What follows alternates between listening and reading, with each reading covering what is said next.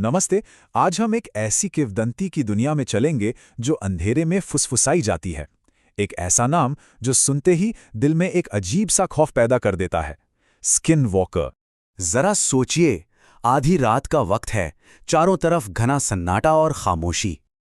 और फिर उसी खामोशी को चीरती हुई एक आवाज आती है, कोई घर के ठीक बाहर से नाम पुकार रहा है, और वो आवाज जानी पहचानी लगती है। खिड़की से झांक कर देखने पर बाहर कोई नहीं दिखता, सिर्फ अंधेरा है और वो गूंजती हुई आवाज। तो सवाल ये उठता है कि क्या स्किन वॉकर्स सिर्फ कैंपफायर के आसपास सुनाई जाने वाली डरावनी कहानियां हैं, या इन कहानियों के पीछे कोई गहरी सच्चाई छिपी है? चलिए आज इसी रहस्य की तह तक चलते हैं। इस डर को ठीक से समझने के लिए हमें इसकी जड़ों तक जाना होगा, मतलब उस किंवदंती तक जहां से ये सब कुछ शुरू हुआ। तो स्किन वॉकर आखिर है क्या?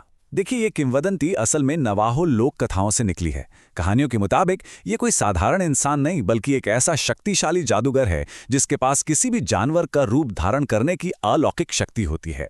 इस किंवदंती से जुड़ी कुछ मूल मान्यताएं हैं। पहली तो ये कि ये प्राचीन लोक कथाओं से आई हैं। सबसे बड़ा खौफ इनकी जानवर का रूप ले लेने की क्षमता से जुड़ा है। कुछ कहानियों में तो यहां तक कहा गया है कि वे सिर्फ इंसान जैसे दिखते हैं, पर असल में होते नहीं। और हाँ, आजकल के जमाने में तो इंटरनेट और हॉरर फिल्मों ने इस डर को पूरी दुनिया में फैला दिया है। लेकिन असली खतरा है कहाँ? बाहर अंधेरे में भटकते उस प्राणी में, या हमारे अपने दिमाग के अंदर? चलिए अब जरा डर के मनोविज्ञान को समझते हैं। देखिए, इस पूरी किंवदंती का सबसे शक्तिशाली पहलू इसका मनोवैज्ञानिक असर है। अक्सर हमारा दिमाग ही असली डरावनी कहानी गढ़ लेता है, खासकर तब जब अंधेरा और हमारी कल्पना दोनों मिलकर हमें धोखा दे रहे हों। इन कहानियों में कुछ बातें बार बार सामने आती हैं, जैसे किसी अपने की आवाज की नकल करके बुलाना, रात के सुनसान जंगल या वीरान सड़कें, और वो एक भयानक एहसास कि कोई लगातार देख रहा है। ये सारी चीजें हमारे मन में गहरा डर पैदा करने के लिए काफी हैं। चलिए अब एक असल घटना देखते हैं जो बताती है कि हमारा दिमाग हमें कैसे धोखा दे सकता है। यह किस्सा एक दूर दराज के गांव के चश्मदीद का है। एक ग्रामीण ने दावा किया कि उसने देर रात एक अजीब प्राणी देखा। उसके शब्द थे, मैंने एक अजीब प्राणी देखा जो आधा इंसान आधा जानवर जैसा लग रहा था। उसने बताया कि वो प्राणी उसे बस घूरता रहा और फिर अचानक अंधेरे में कहीं गायब हो गया। सोचिए उस पल में किसी को कैसा महसूस हुआ होगा। लेकिन सच्चाई कुछ और ही थी। बाद में जब छानबीन हुई तो पता चला कि वो कोई अलौकिक प्राणी नहीं था।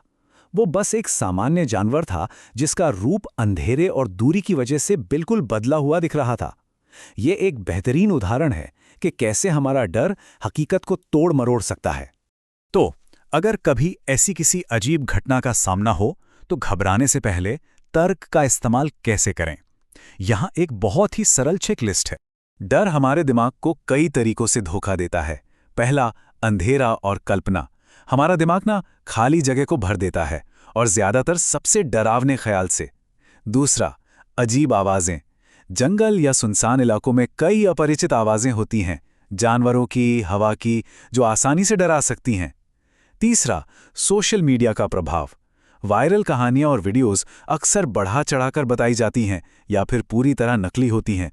और अंत में सुझाव की शक्ति, मतलब अगर कोई डरावनी कहानी पहले से सुन रखी है तो दिमाग किसी भी साधारण घटना को उसी कहानी का सबूत मान लेता है।